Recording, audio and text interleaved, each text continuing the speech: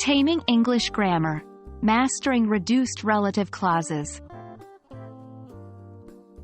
Hello, everyone. Welcome back to our Taming English Grammar series. In today's video, we are going to talk about an interesting and useful topic: reduced relative clauses. Relative clauses are essential in English to provide additional information about something mentioned in the sentence. The good news is that sometimes, we can reduce them to make our sentences smoother and more natural. Let's dive in. Before reducing anything, we first need to understand what a relative clause is.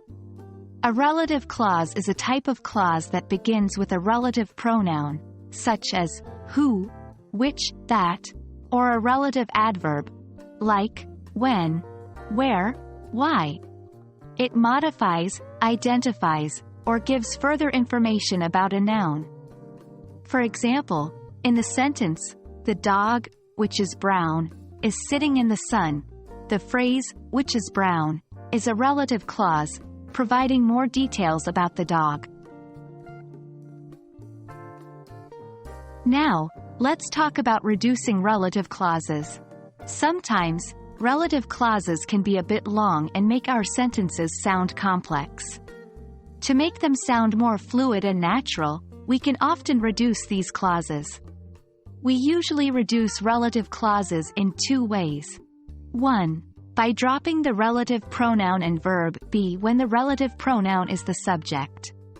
For example, the girl who is standing there is my sister can be reduced to the girl standing there is my sister. 2. By changing the clause to an ing or ed form when the relative pronoun is the object. For instance, the cake that Mary baked is delicious can become the cake baked by Mary is delicious. Now that we understand the theory, it's time for some practice.